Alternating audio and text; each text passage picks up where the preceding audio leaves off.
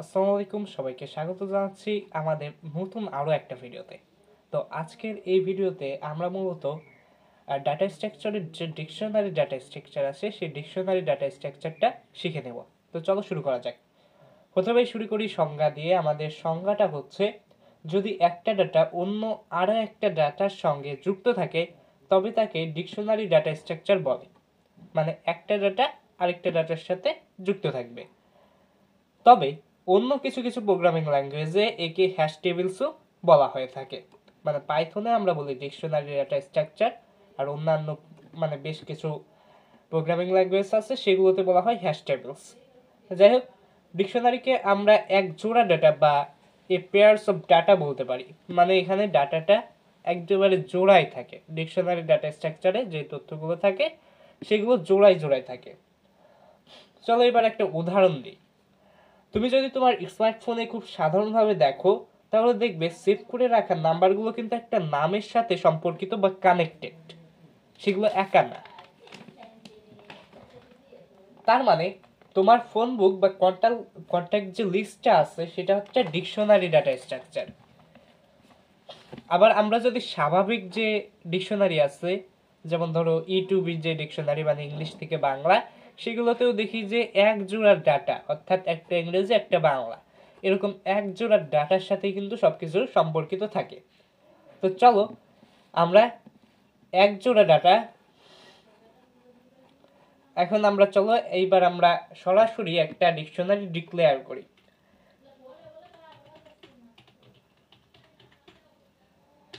এবার বাংলাদেশ লিখলাম অ্যান্ড ঢাকা। আচ্ছা, এই যে বাংলাদেশ এবং ঢাকা, আর ঠিক এই যেভাবে আমি লিখলাম, এই পাশে একটা ডাটা দিলাম, এই পাশে আরেকটা ডাটা, আর আমি এই যে মাঝখানে একটা ক্লোন দিলাম। এইটাই হচ্ছে ঠিক এইভাবেই আমরা মূলত ডিকশনারি ডাটা স্ট্রাকচার কাজ করে। আমরা এইভাবেই ডিকশনারিতে ডাটা লিখি। এই যে বাংলাদেশ, এই যে এইটুকু বাংলাদেশ, ঠিক আছে, এই যে বাংলাদেশ যেটুকু রয়েছে, এই বাংলাদেশটুকুকে বলে ডিকশনারি ডাটা স্ট্রাকচারে এইটুকুকে বলে হয় কি। এবং এই যে ডাটার এই পাশে ডান দিকের অংশ ঢাকা, এই অংশটাকে বলা হয় ভ্যালু। বাংলাদেশ হচ্ছে কি আর ঢাকা হচ্ছে ভ্যালু। এইবার চলো আমরা সরাসরি একটা ডিকশনারি লিখি, তাই না? তা আমরা লিখি কান্ট্রি, ধরো লিখলাম, ধরো আমরা ক্যাপিটাল নামে একটা লিখি। আচ্ছা, আমাদেরকে এরপর একটা সেকেন্ড ব্র্যাকেট দিতে হবে। সেকেন্ড ব্র্যাকেট দিয়ে দেওয়ার পর আমরা কি করব, এখানে ধরো আমরা বাংলাদেশ লিখলাম, এরপর একটা ক্লোন দিতে হবে। তো আমরা ক্লোন দিয়ে দিই। ক্লোন দিয়ে বাংলাদেশের রাজধানী হচ্ছে তোমার কি, ঢাকা। আচ্ছা, ঠিক আছে। এবার এইখানে একটা কমা দিয়ে, যেহেতু আমরা স্ট্রিং লিখতেছি, ও দুঃখিত, আমাদের একটু ভুল গেছে। ভুলটা হচ্ছে এইখানে আরেকটা ক্লোন হবে, কারণ যে আমরা এইখানে এই ক্লোনটা তো ডিকশনারির যে স্ট্রাকচার তার ক্লোন। এটাকে এইভাবে দিলে পরে তো স্ট্রিং আকারে নিয়ে নেওয়া হলো। এইখানে আমাদেরকে আরেকটা কোটেশন দিয়ে দিতে হবে। আচ্ছা, কোটেশন দিয়ে দিতে হবে, আর ঢাকার এই পাশে আরেকটা কোটেশন দিয়ে দিতে হবে।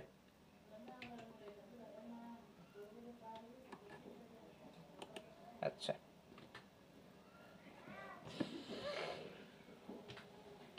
এরপরে আমরা ধরো দিলাম হচ্ছে তোমার ইন্ডিয়া,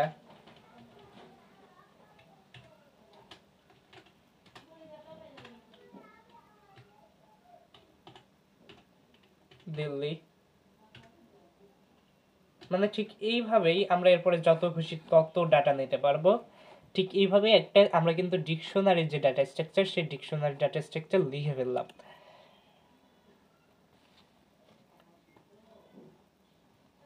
আচ্ছা, এবার আমরা শিখবো যে কিভাবে আমরা একটা ডিকশনারি থেকে ডাটার অ্যাক্সেস নিতে পারি।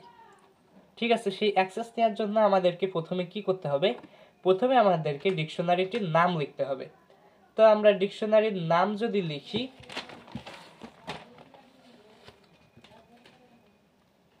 তো আমাদের ডিকশনারির নাম লিখতে হবে। তো আমরা ডিকশনারির নাম কি দিছিলাম? ক্যাপিটাল। তো আমরা ক্যাপিটাল নামে যেটা আছে সেটা লিখলাম।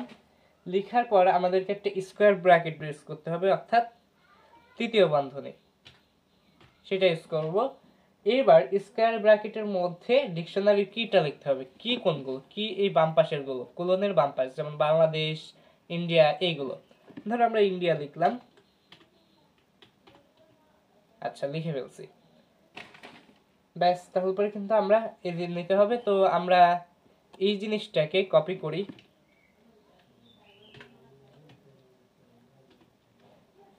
সরাসরি এটাকে প্রিন্টের মধ্যে দিয়ে দিই, যাতে আমরা আউটপুট হিসেবে দেখতে পারি। আচ্ছা, এবার আমরা আউটপুট দিই, ইজ নট ডিফাইন্ড ইন্ডিয়া। এটা তো ইন্ডিয়া, ও দুঃখিত, আমরা এখানে ইন্ডিয়া দিতে হবে তোমার কি হিসেবে। কি তো এখানে দেখো আমরা কিন্তু এটাকে স্ট্রিং আকারে লিখছি, কিন্তু এখানে সরাসরি ভ্যারিয়েবল আকারে লিখে ফেলছি। এটা আমাদের একটু ভুল হয়েছে। তো আমরা এটাকে আবার স্ট্রিং আকারে লিখি। আচ্ছা, এই যে দিল্লি চলে আসছে, দেখছো? তার মানে কিন্তু আমরা ডিকশনারি থেকে ডাটা অ্যাক্সেস নিয়েও শিখে গেলাম। আচ্ছা, এবার আসো আমরা আরো একটা ধরো ডিকশনারি লিখলাম, আরো একটা নতুন করে একটা ডিকশনারি তৈরি করি, যেটার নাম দেব মাই রেজাল্ট।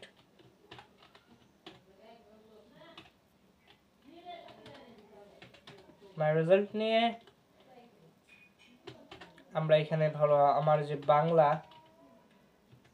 যে সাবজেক্টটা ছিল তাতে ধরো আমি পাইছি 75।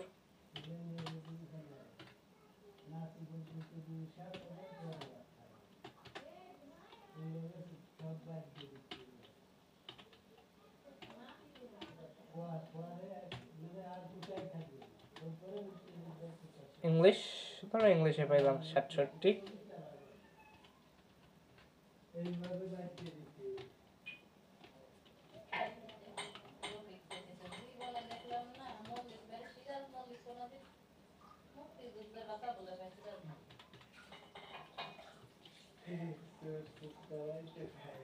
এই তো আমরা পেয়ে গেলাম। এবার এর থেকেও কিন্তু আমরা অ্যাক্সেস নেব ডাটা। ঠিক আছে, আমরা অ্যাক্সেস নিই। তারপরে অ্যাক্সেস নেওয়ার জন্য আমরা কি করব? খুব সহজ উপায়। আমাদেরকে অ্যাক্সেস নেওয়ার জন্য কি করতে হবে? প্রথমে আমরা যেহেতু আউটপুট হিসেবে নেব, আউটপুট নেব, ডিকশনারির নাম লিখব, মাই রেজাল্ট লিখব, ও দুঃখিত, এন্ড এরপর আমরা একটা এই ব্র্যাকেট নিয়ে নেব। ব্র্যাকেট নেওয়ার পর জাস্ট আমরা কিটা লিখব। ধরো কিটা আমরা দিলাম ম্যাথ। আচ্ছা আচ্ছা, ম্যাথ, এই যে ম্যাথে 56 পাইছিলাম সেটা চলে আসছে। যাই হোক, আমরা এটা শিখে গেছি, এটা নিয়ে আর কোনো চিন্তা নাই। আমরা এরপরে চলে যাব হচ্ছে আমরা কিভাবে একটা ডিকশনারিতে একটা এলিমেন্ট যোগ করতে পারি। মানে এই যে যতগুলো এলিমেন্ট আছে সেই সকল এলিমেন্টে আমরা যোগ করব। এখানে ম্যাথ আছে, ধরো আমরা সায়েন্স যোগ করব।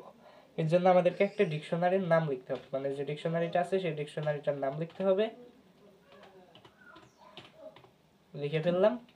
লিখে ফেলার পর আমাদেরকে নতুন যে এলিমেন্টটা হবে স্কোয়ার ব্র্যাকেটের মধ্যে স্কোয়ার ব্র্যাকেট দিতে হবে। এরপরে নতুন যে এলিমেন্টটা আসবে সেই এলিমেন্টটার প্রথম অংশ, অর্থাৎ কি, সেই কিটাকে লিখতে হবে। ধরো আমাদের এখানে কি হচ্ছে, তোমার কি, সায়েন্স।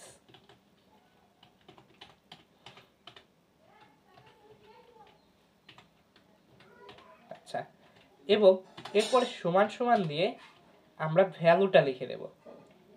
দূর,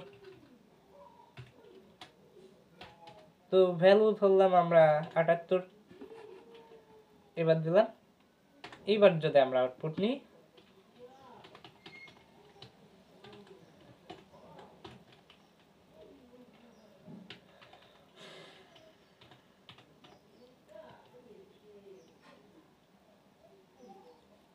আমরা পুরো যে ডিকশনারি আছে সে পুরো ডিকশনারিটাকেই প্রিন্ট করাই দিই। এই যে দেখছো, সায়েন্স কিন্তু অ্যাড হয়ে গেছে। আচ্ছা, এরপরে যদি আমরা ধরো এখান থেকে ইংলিশকে বাদ দিয়ে দেব, ইংলিশকে বাদ দিয়ে দেবো, অর্থাৎ ডাটা রিমুভ করব। তার ক্ষেত্রে আমাদেরকে কি করতে হবে? তার ক্ষেত্রে আমাদেরকে বেশি কিছু না, আমাদেরকে জাস্ট কি করতে হবে, ডেল নামে একটা বিশেষ ফাংশন ইউজ করতে হবে। তো ডেল অর্থাৎ হচ্ছে ডিলেট। তো আমরা প্রথমে ডেল লিখলাম, এই যে দেখছো বিশেষ ফাংশন কিংবা কিওয়ার্ড হইলে পারে কিন্তু এই যে অন্য রঙের হয়ে যায়। ডেল লিখলাম, ডেল লেখার পর আমাদেরকে কি করতে হবে, যে আমাদের যে ডিকশনারির নাম ছিল সেই ডিকশনারির নামটা লিখতে হবে। তো আমাদের ডিকশনারির নাম ছিল হলো বাই রেজাল্ট। আচ্ছা লিখলাম, লেখার পর আমাদেরকে যে কিটা আছে সেই কিটা লিখে দিতে হবে স্কোয়ার ব্র্যাকেটের ভিতরে। তো আমরা ধরো ইংলিশকে নাই করে দেব। আচ্ছা এবার দেখবা ইংলিশ কিন্তু থাকবে না, তার আগে এখানে এই যে বানান ভুল করছি এটা ঠিক করে দিই। আচ্ছা এবার রান করাই, এই দেখো এখানে কিন্তু কোনো ইংলিশ নাই।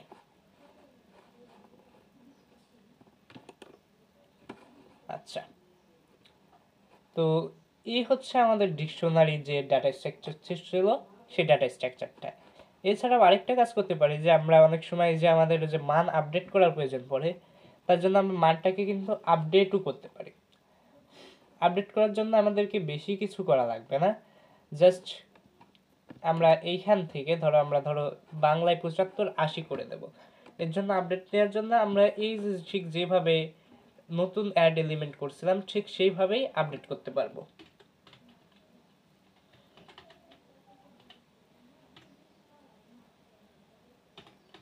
বা রেজাল্ট লিখবো। এবার যে এলিমেন্টটাকে আমরা আপডেট করতে চাচ্ছি সেটার কিটাকে লিখবো। ধরো আমরা বাংলাকে আপডেট করতে চাচ্ছি, তো বাংলা লিখে দিলাম। এবার সমান সমান দিয়ে এটাকে আপডেট করে ধরো আমরা 81 পাইছি, তো 81 দিয়ে দিলাম। এবার দেখো বাংলার মান কিন্তু 81 দেখাবে। এই দেখো আপডেট হয়ে গেছে। তো আজ এ পর্যন্তই, দেখা হচ্ছে আগামী পর্বে। সে পর্যন্ত সবাই ভালো থাকবেন আর নিয়মিত শিক্ষা চালিয়ে যাওয়ার জন্য চ্যানেলটি সাবস্ক্রাইব করে রাখেন।